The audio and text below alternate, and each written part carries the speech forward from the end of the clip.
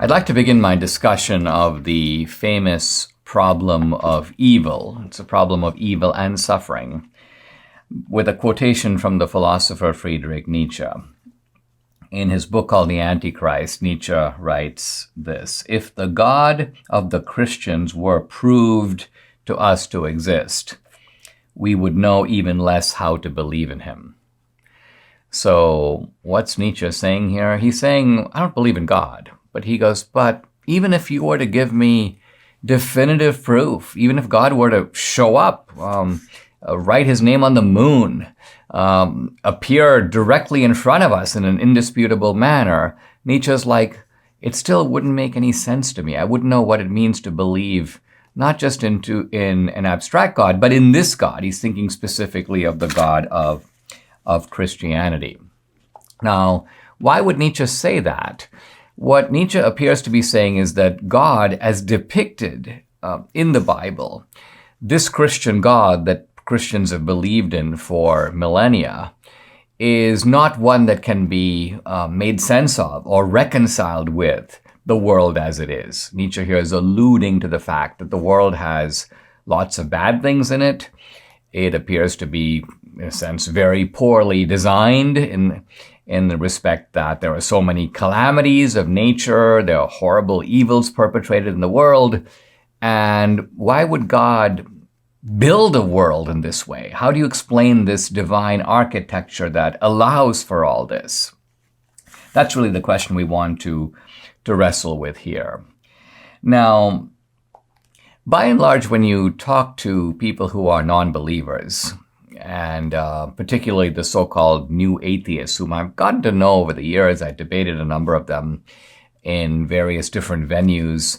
Typically, they explain their unbelief with regard to science. They implied that the reason they don't believe in God is because science has provided a better explanation for the world and for nature, and you don't need what one of them, Victor Stenger, in one of his books calls the God hypothesis.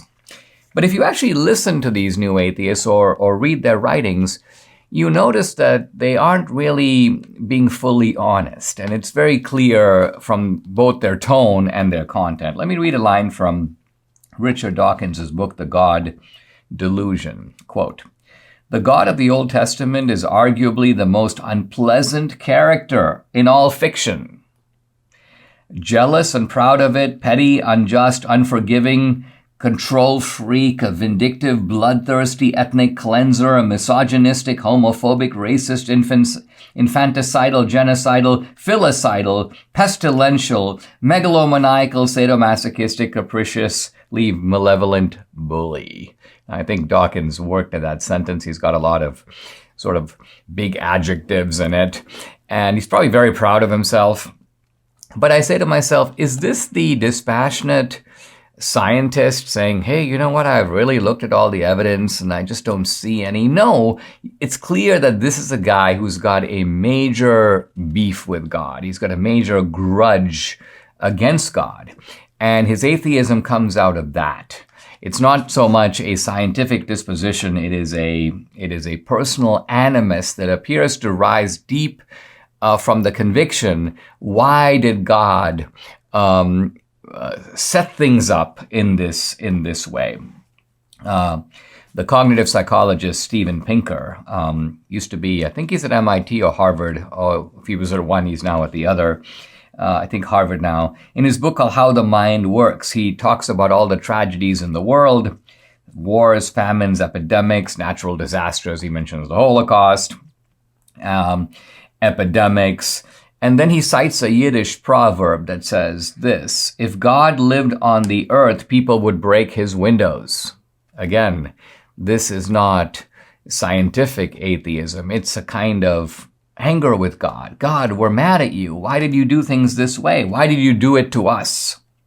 And similarly, Bertrand Russell, who wrote a book on Christianity about a century or so ago now, and he says, if the world in which we live has been produced in accordance with a plan, we shall have to reckon Nero a saint in comparison with the author of that plan. So again, a litany of the sufferings and evils in the world, and then turning around and just blaming it on the author of the world, who is none other than God himself. So the point I want to draw out of all this is that the problem, it seems, is not so much that we are dealing with atheism in the classic sense as we are dealing with a wounded theism. And what's remarkable about this wounded theism is that it is shared by the professed unbeliever and by the professed believer. And what I mean by that is that theists, Christians, also develop, particularly when their lives take a turn for the worse and for the far worse, the same kind of grudge, the same kind of questions about God, and directed toward God. God, why did you do this to me? What's wrong with you? Couldn't you think of a better plan?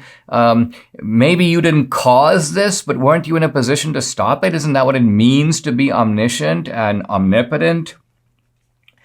Here's a line from Dostoevsky's The Brothers Karamazov. One of the Karamazov sons, a guy named Ivan, is horrified by the suffering in the world. He talks about soldiers driving their bayonets through little children. And then he has this very poignant statement as he says, I'm told that it's all necessary, all this suffering to maintain the harmony of the world. But he says, quote, I don't want harmony. The price of harmony has been set too high. We can't afford to pay so much for admission. And therefore, he's now talking to God, I hasten to return my ticket. It is my duty, if only as an honest man, to return it as far ahead of time as possible. It's not that I don't accept God, Eloisha. I just most respectfully return him the ticket. So what you have here, and this is from an unbeliever, Ivan, but he's stating a sentiment that believers will identify with. Why did God devise the world in this way?